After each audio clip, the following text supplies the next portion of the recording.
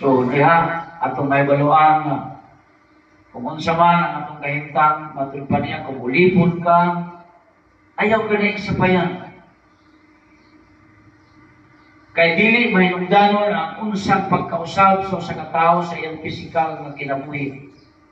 Kung dili ang kausaban diha sa pagkamasinugtanon sa Ginoo matud pa niya dinhi sa verse 19.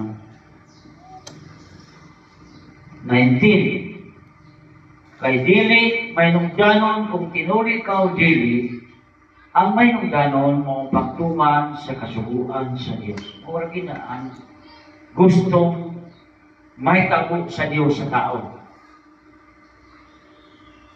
Nagmatinumanon ba ta? Unay pangutana diha sa atong matagusan ang galingon igsoon. Nagmatinumanon ba ta sa Dios? Angay na itong usisahon ang atong kagalingon kung tuman ba kita sa Ginoo. Kung atong namang kagalingon kagustuhan atong ipatuman. Ayun sa ikiwan niya, kay ipalit na kamo. Matod sa verse 23. Kay ipalit kamo sa Diyos, busa ayaw na kamo pagpulipon sa mga tao. Sa mahadlok pagtao, maulaw ka sa tao, wala ka mahadlok sa Diyos, wala ka maulaw kaniya. Ipalit na ta sa Ginoo pinagi kang Kristo Jesus sa iyang namatayon sa krus. Muna na'y kabayaran sa atong sala. Musubot na dili, nagdeklarar ang Ginoo pinagi sa iyang balang na pulong nga ang tanan nakasala kung nahilayo sa Diyos. Kung bayad sa Diyos, matod pa sa Roma 6:23, maong kamatayon, kalaglagan sa kalag. Kung dili mo kiniampingan, igsoon samtang buhi ka pa, buhi pa kita.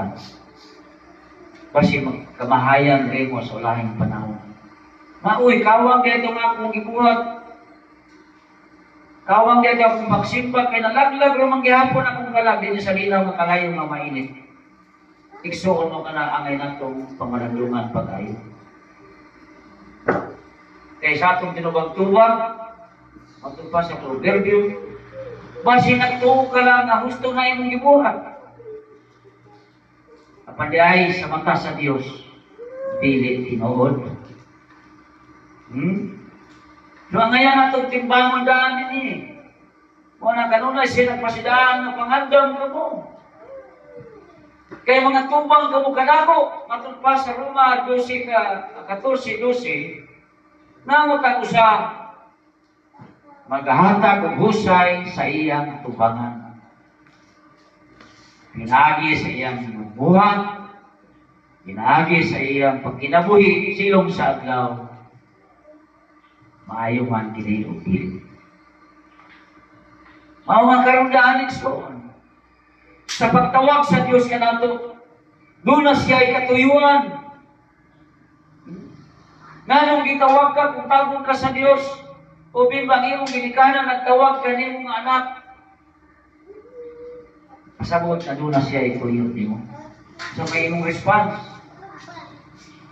Kaya ito, kung tawagon mi sa akong ginikanan, dili ko matubag ko. Musugo ko siya, dili siya musugo ko. Punta tagagulo. Kay ang courteous manner ang maong response nimo. Anak, utay. Dili na mao. Say it in a polite words. Kay sa mga katigulangan, puno sila og disiplina. Dili sila magtubag-tubag ang mga anak nila, dili ikid, wala higayon magtubag-tubag. Ni magpataas tingog o boses. We always answer or reply in a courteous manner. So, sa kahalangdon ang ginikanan nga nagpadako kanimo, usa ako sila sa pagtahod. Unsa man ang ilang kinabuhi, Yet kanang gitawag respect dili kita mawala diha sa imong kinabuhi sa pagtahod sa imong ginikanan. Labaw na sa Dios. Nga nagtuta gitawag ta sa Ginoo matud niya dula sa tuyo. Diba? Magtawag mo na tuyo. Niyan ko naman ta kita gitawag sa Ginoo. Ang tuyo niya duha. Ang pagtawag sa Dios una matud pa sa Isaiah 43:1 gitawag kita aron maiya sa Dios. Basahan na to ang Isaiah 43 versikulo 1. Apan karon mo kini ang ingon sa Ginoo nga mao'y nagbuhat kanimo uha ko. Ug nag-umol kanimo o Israel. Ayaw kahadlok kay gilukat ko na ikaw. Ipili ko ikaw o ikaw ako anak. So that is number one purpose. Sama ni Jacob sa diha nakadumugta sa mensahe sa mayong balita atud pa sa Episo ikunin nato. Chapter 1 verse 13. Atong ikunin ang pagtawag sama kang Jacob sa atong kaugalingon nga kahimtang. Ug mausap kini ang midyanat kaninyo. Ikaw na, kita na. Sa pagkadungog ninyo sa matuod na mensahe sa mayong balita na naghatag kaninyo kaluwasan. Mito kamo kang Kristo. Mito ba ta? Amen. Palagpagi ang Ginoo. Unahan ka kay mito ka. Kasi tumula ito, lainan sila mo atong simbahan. Ngani, gamiton pa nila kining adlaw sa ilang kaugalingon na kaayuhan. No? Apan ang may kahadlok, may pagtawad sa Dios, the first day of the week, na mo'y kadaugan sa mga nagatukan Kristo, mato gito simbahan, aron simbahon siya. So, bear that in your mind. Isil-sil na sa imong alimpatakan o kasing-kasing. That the first day of the week, Sunday, is the day of worship to God. Fellowshipping our brethren in Christ, because this is the day, the triumphant day, wherein Jesus Christ was raised from the dead. And so we also, who believe in Him, bisag mamatay physically, apan banhawng may kita og tagaan taglawas na dili na mamatay. Mo tong kantagay na. Wa ba yung mensahe nila ito yung mga katakanta lang? Pero ang unod sa mensahe sa awit unsa? Walay rason na dili ka na mo. Unsaon? Wala rason. We have no reason at all. Whatever alibi. Pag magod pastor, kalintura ko, makalakaw po ng kaka. God knows you can step, you can move your faith in going to church. Pero kung yalibayan mo, wala kay kalipay, kalinturahan kay kagsam. Kung talagang bundot na tao, wala mang interest na mga women itong Domingo, kadagang gihanda sa taga-magsaysay, ikalibanga hinoon ka mo. Kakatawa ka din eh. Maghimo mangitag rason, which it is not valid in the presence of God. Why? Because believing yourself that you are still the king of yourself. Mauna, ikaw na gihapon ang nagtuman, ang Ginoo mo imong gituman. And that is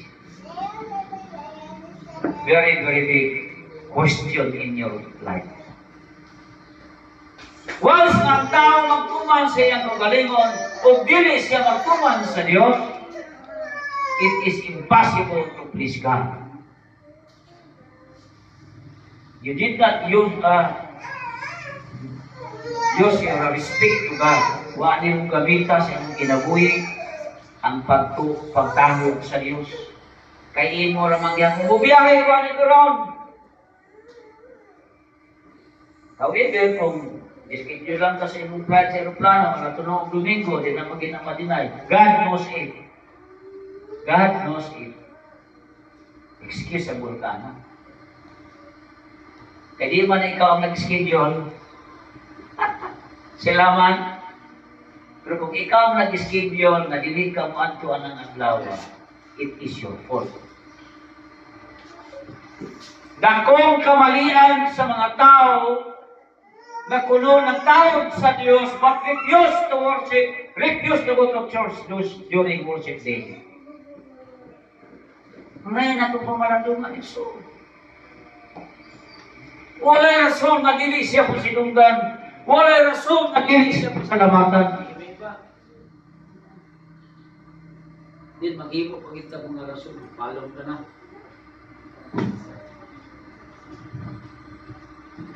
Ano ka niya? Hindi original rin? Hello? Basta, piki. Kalitan na.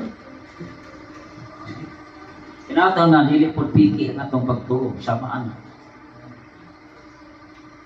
Kaya dali na ka mapaw, piki ang imong pagtuo. Diyo tayo nga kiyaw-kiyaw sa kinabuhi. Diyo ka nag-stand firm. Wala kang panindigan, madali lang kang mapuklin. Unang ingon ang Apostol Pablo sa diyang bituo ka sa mayong balita. Nga imong nadungog na naghatag kaluwasan bituo kita kang Kristo. What next? Kung sa'yo nagtabo sunod, busa, ipatikan ka mo sa Diyos. Pinagi sa paghatag kaninyong Espiritu Santo, ngayang isaan, timaan na kamo iyan na. Mao din ay purpose. I called you knowing that you are mine. Iyan na ka sa Diyos karon, Ikson.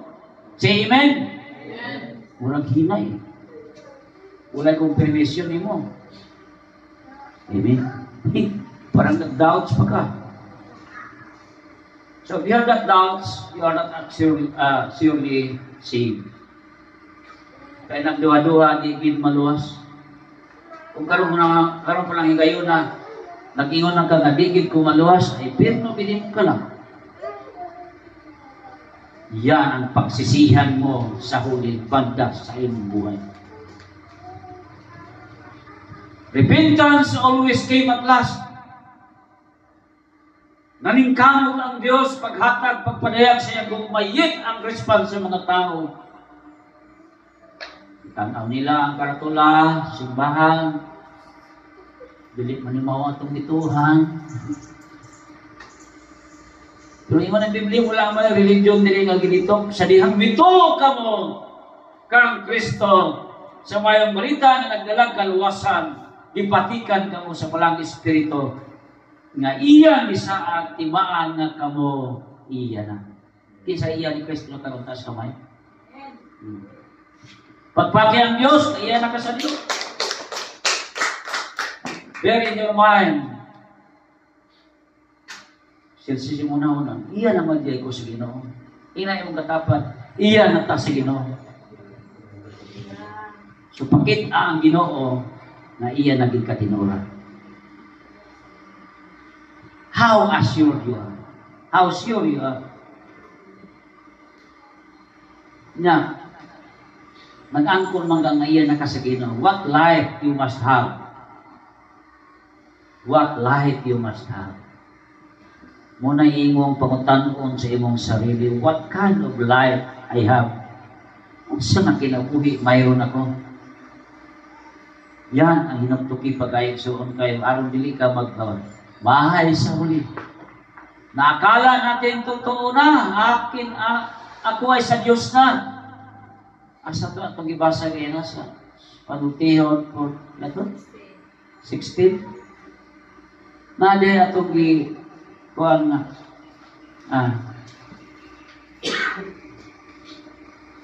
Abi nimo tinuura iya na ka sa Dios.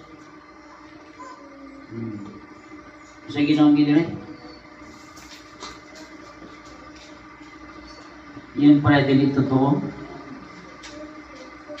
So, bisyon yun sa imong relasyon sa Ginoo. So, number one purpose sa pag-call sa Diyos na nato, na kita maiya na. That owner said that before we have no relationship with God, is belong to Satan.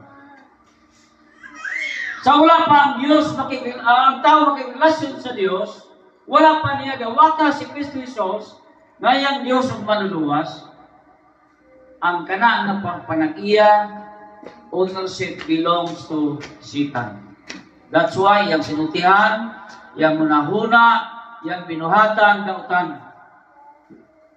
Munang mamalikas sila, munang manunglo sila sa bantao, magbaritis sila sa bantao, manaot sila bantao, knowing that we are the right one.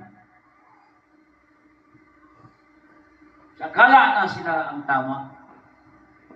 Yet, in the eyes of God, dili the eyes. Kaya makaplagan man nimo na ang totoong anak sa Diyos, doon na naibunga sa walaang Espiritu. Amen? Then what as kung sa manang bunga sa Espiritu? Mabasa na sa Galacia 5, 22 hanggang 23. Apan ang Espiritu naghatag sa gugma, nakigugma sa Diyos, in the first place, gugma sa imong isikatao, ay mara mo ginayang sugo. Love your God with all your heart, with all your mind, with all your soul and strength. And love your neighbor, same as you love yourself. Kung dili ka maghimo og dautan sa imong isikatao, kung love mo si Lord, masinugtanon ka kaniya. That is the true love. Obedient ka. Dili ka masupilon. Ikaw, yun siya nga, sa Exodus 23, verse 25, simbahan mo ang inyong Diyos. That is the command of God, not a human. When God released His order to humankind, if you refuse to obey, you are not belong to Him. Nasadya nag-order, nagsubo ang Diyos na simbahon siya, kung ang tao dili mo simba mo tahod kaniya, dili ka iya sa Diyos. Ngayon ni Kristo, I know who are mine. Nahibalo ako kinsa nga tuwa, ang nahigugma o nagtuman kanako. Yan. You can declare na ikaw belongs to God ownership. If you obey Him, you respect Him, you worship Him, and glorify Him. Without that, you cannot claim. Muna ang tawag niya, primero, the first and foremost, calling, itawag aron maiya sa Diyos, ang balaang Diyos.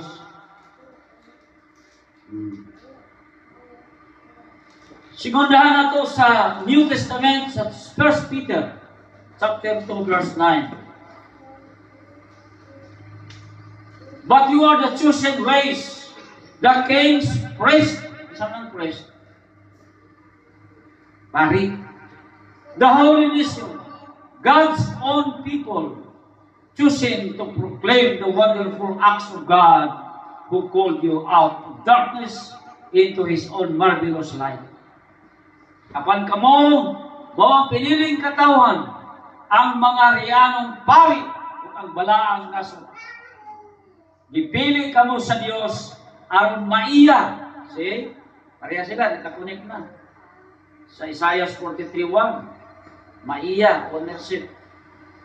Kaduha nga iyang purpose, o aron magsangyaw sa mga kaibulong buhat sa Dios. Gitawag ka muna gikan sa kangit-ngit nato sa iyang katingalahang kaya. Asa na daw ta? Kangit-ngit mo ba? Dili na, nanata sa kahayag. Kanang buhat sa mga kangit-ngit, kanang mga dautang. Questionable relationship of human being.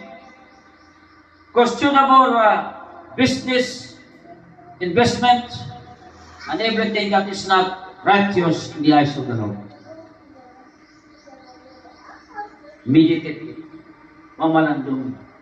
Ang mga questionable relationship, mga questionable mga kalihukan sa pagpanginabuhi, that is unrighteous, unlawful, does not belong to God.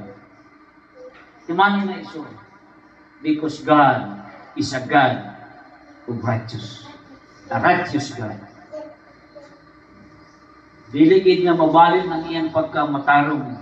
Dili nato matuis ang iyang pagkabalaan. That's why ningon siya, as I called you, be holy, because I am holy. Okay? Pinili. Nahimo na kang pare. Aron dili lamang maiya, kundi unsa ang magsangyaw sa kahibulongang buhat sa Dios. Mangutana ta. Unsay kahibulongan nga natabo? Kahibulongang buhat sa Dios sa imong kinabuhi.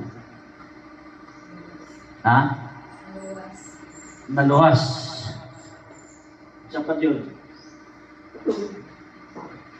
Di ba mangutana man ang mga tao? Daugan. Pagaugan. Di ba ang tao mangutana? Karang Panginoon diya nabigikan ka sa kagit-git kadto sa kahayag. Isa man na. Kausama. Muna ngayon sa ikonik niyo mo sa 2 Corinthians 5:17. Sa dihang ng tao na hiusa kang Kristo, unsa na siya? Unsa na? Pakibasa daw. I-review na ito ang 2 Corinthians 5:17. Many are claiming to be a Christian or a child of God.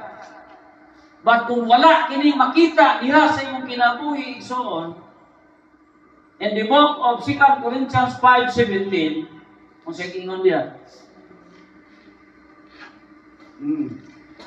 nga kung ang tao na nakang Kristo, sana siya. Kaya bisang kinsa nga nayusa ka ang Kristo, nayusa meaning you have that relationship. Kung saan siya? Bago na siyang binuhat. Nabago ba ka? Nabay ka saban na itabo sa mong kinabuhi. If you still remain with unquestionable life or a questionable life, you are not changed. Kung nagpabilin ka sa questionable nga kinabuhi, son, you cannot claim that you are changed. Wala ka mabago. So, wala may kausaban na nausap sa imong kinabuhi. In words, in mind, and in deed. Kanang tulog, sa pulong, sa buhat, ugunahon. Pwede siguro masultin mo, nabago na ka. But your life testimony is the strong evidence. Who are you before God? You cannot deny the facts.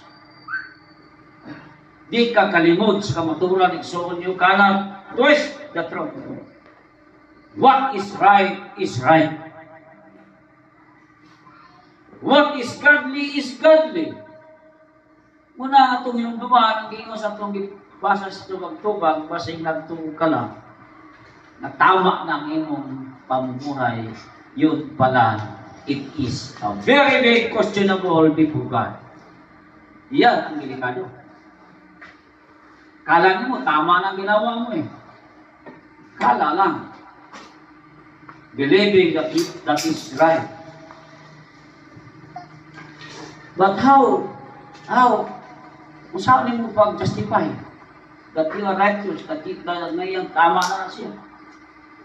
Na di maging pwede lupigo matuis ang kamaturan o pagkabalaan sa pagkinabuhing balaan. So nining bahina nga riyon ang Ginoo nga kita mga harianong pari. Magsangyaw aron kita maiya na, itawag ka aron maiya na, and then magsangyaw sa kaibulong sa Dios. Diyas mong kinabuhi. Ang kaibulungan mo nang kausap ka.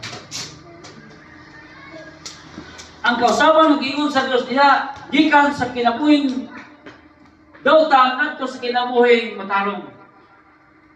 Ang Dios nag-usab nimo niya. If you submit, if you obey, do not claim na you are changed if you are not obeying what is right. You cannot claim, bisang pag-claim ka, yes, you can demand. But the question is it justifiable before God? Kaya dagang may nga, kalibutan, magsabit ng Peters, uy, di man yung maunuran, walay tatak, imong ko ano?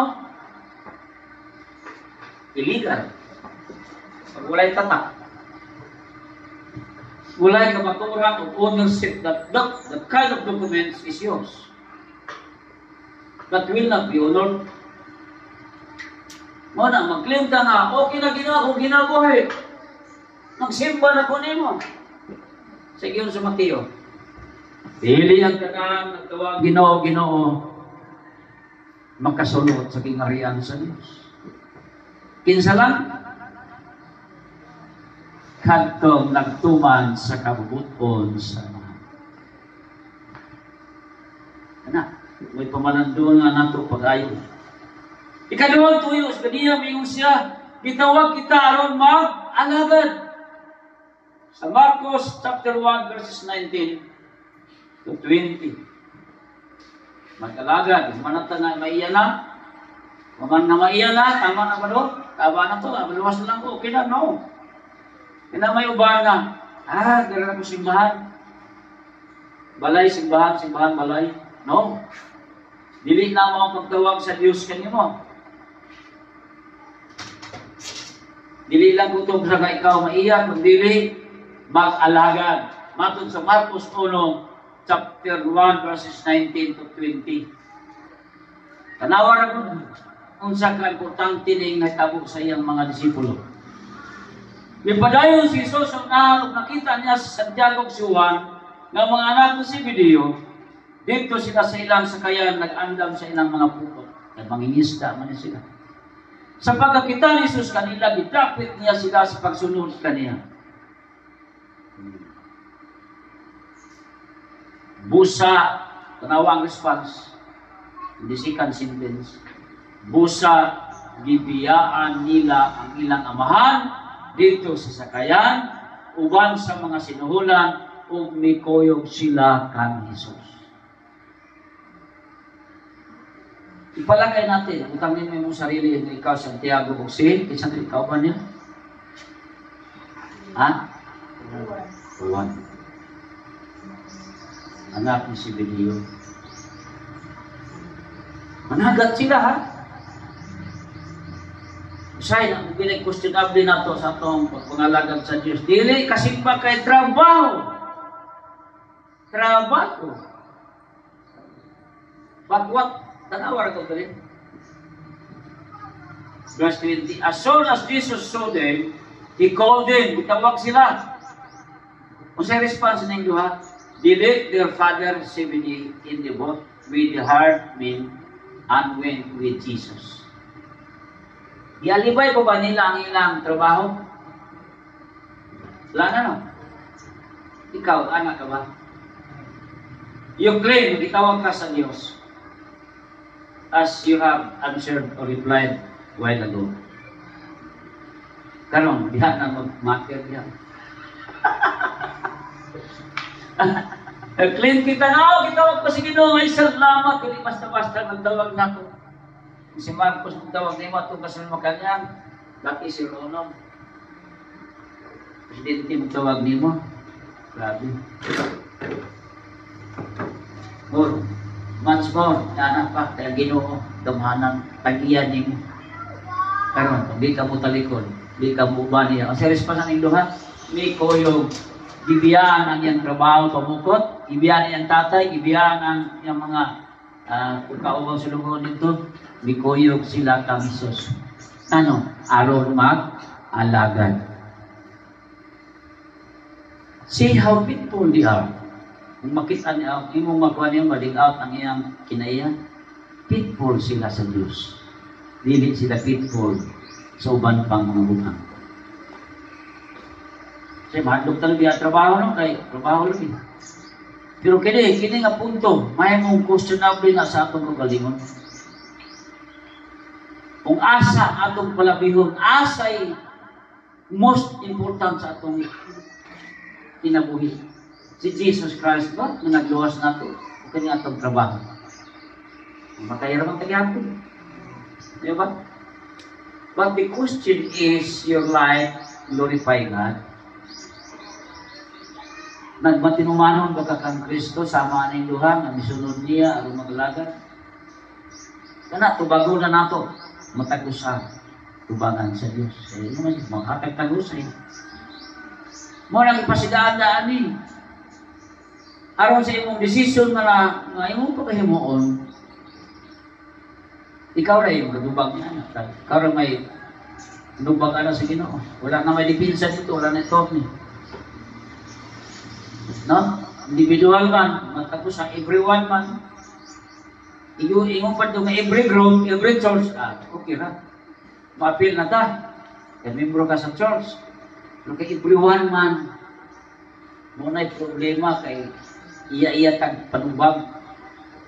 Diyon sa natong pag-manage, pag-handle ang pag-servisyo sa Diyos. Asa gipalabi nato, trabaho ba o ang Diyos?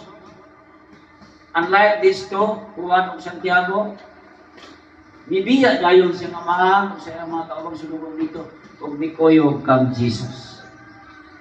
So muna, gitawag ta aron mag-alagad. Another reason, gawas nga gitawag ta aron maiya o mag-alagad, ang life, kinabuhi. Sadyang gitawag ka sa Diyos, what kind of life you have? Sa namatang sa kinabuhi, mayroon tayo. Ningon ang buhat 11:26, Acts 11:26.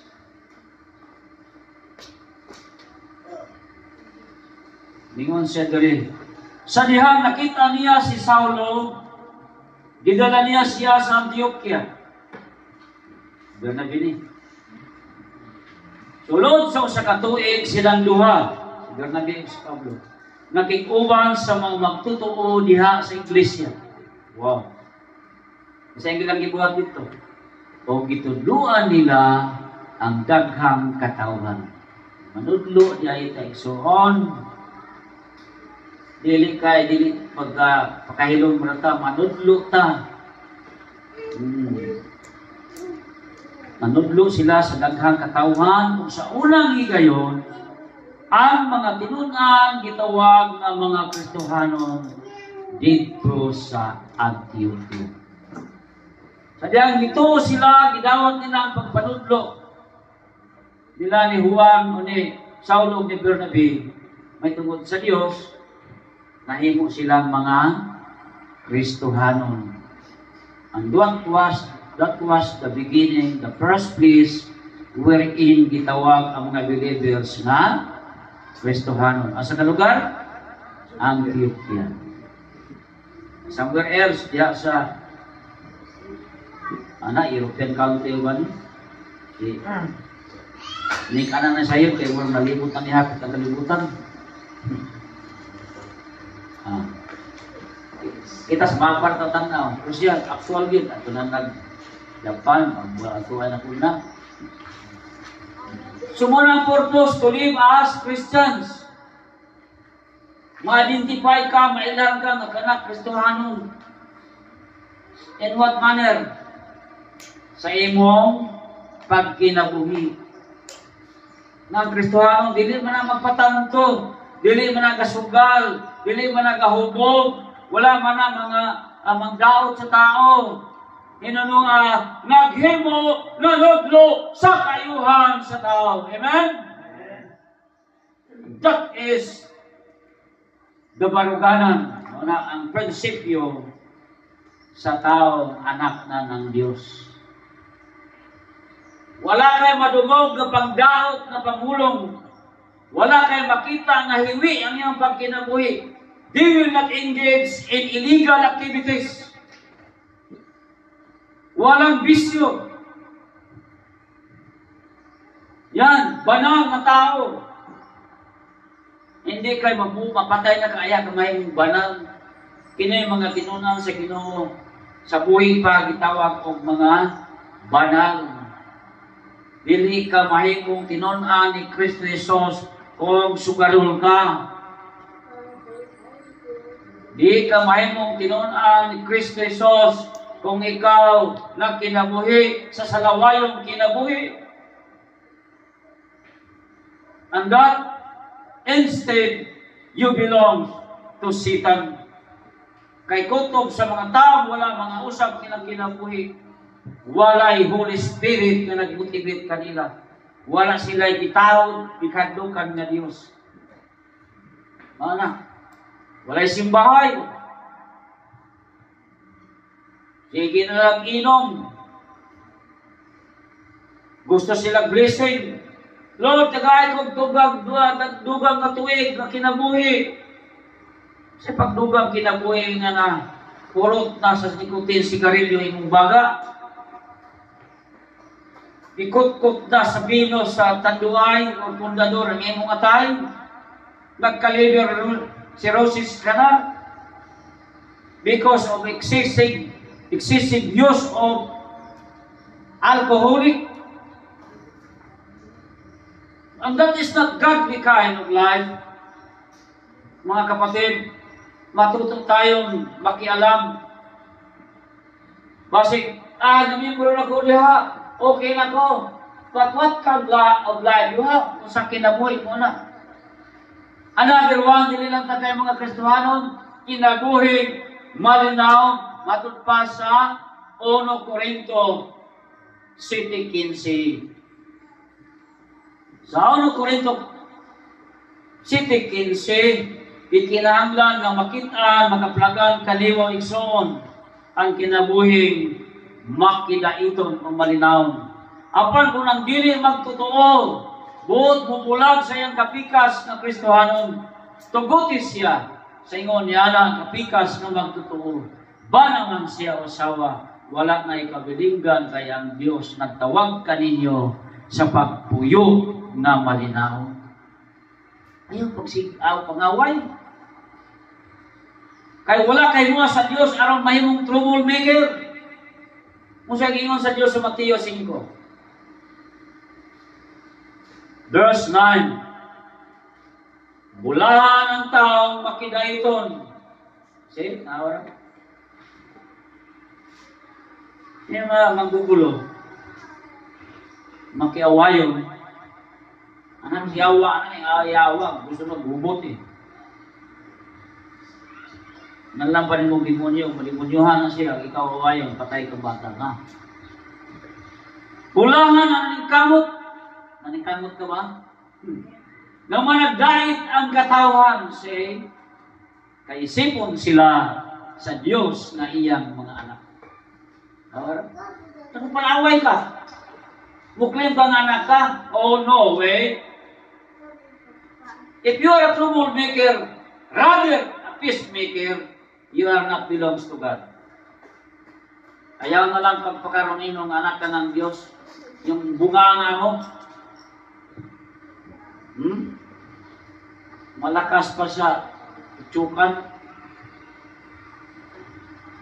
Walang anak ng Diyos na magulo. Amen. Say amen. Huwag kang manggulo.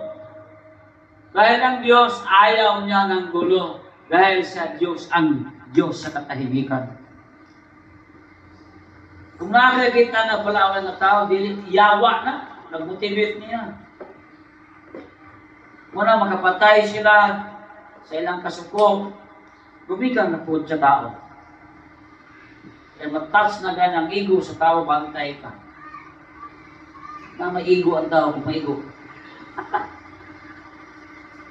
Pero ingon ang Diyos, vengeance is mine. Love your enemy. Wow. See, nawala gunan kinaiya sa Ginoo, higugmaon pagid ang kaaway, pagkanon, hatagan sa iyang ikinahanglan, and that is a godly life. Kung magdumog ka, ginagmanagan niya itong pag-away na mo, tanda lang yapon, human as we are.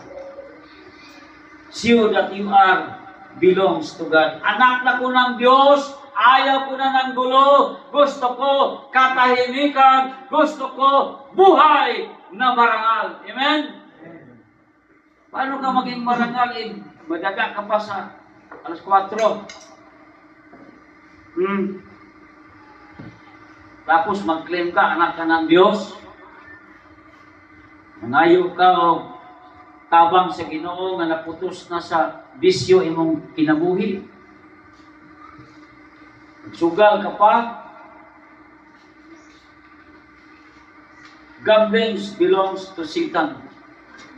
Any form of gamblings, loto, gambling mo na. Kaya taya ka ang magdato. Don't you know nga, in the first place, nag-ingon na Ginoo kang agan, sa dihang isupa ka, ituman mo ang gidawat nimo ang gihatag sa imong asawa. Kung sa iyang kuan sa kalalaki, magkaon ka, maghagok ka pinaagi sa imong simot. Dili payay, so. Kanang ato ang gusto nga, magkaya tana aron mamilyonaryo, aron magulahan. That's not the life, kind of life na gusto ng Diyos. No? Hard work. And that is the reward of our disobeying. Maghagok ka. Tungod kay supak man mo ang Diyos. So, kumusta man? Una, ang pagtawag sa Diyos. Una, aron maiyak ka. Ikaduha, aron mangalagad ka, manudlo ka. Sa ating itudlo, ulong sa Ginoo. Nga kinabuhi, maplagan sa Kristohanon sa pagtawag sa Diyos. See to it na nagkinabuhi ka ng Kristohanon. Then, ang Kristohanon is a peace-loving person. Lalo, pag may Kristohanon, magiging anak na ko, membro ko diyan, nanggugulo. Dili na Kristohanon. Nagpaka-Kristohanon, nagpaka-huningnon na. Kahit mali niya, siya pa ang galit. Ikaw pang galit, ikaw nang mali. Katunong ko ana ba nga, naningil ko, siya pa yung tangan, siya pa yung galit. Maayo, no? Sagdi lang. Sagdi lang na ayaw tubayin. Mismo pasto, awa. Kinsa ka. Depende kinsa ka. Dili man ko nagpakinsa. Kung nag-post mo niini nga dunay maayohon, ipagin ninyo sa authorized person to post the information. Kung naa kay pagtahod, sama sa mga anak, kung dunay pagtahod, mangayo kay biso sa ginikanan, maayo ba ni, maayo na ang plano. Kung wala, buot, wala kay mahimo din. Suwing, nag-bypass ka, wala katahuran, so may mahimo ni mga ng pagbat. Manangon ko, sige, pagpadayon mo sa inyong pagwalingong kagustuhan, kung wala ninyong malayan ka na nga inyong mga pagbasa kayo na, kita maglaraw, pero ang Diyos magpahimutan. Ikaw na tamang plano. Apar, succeed ba lang imong plano without the guidance and blessings of God?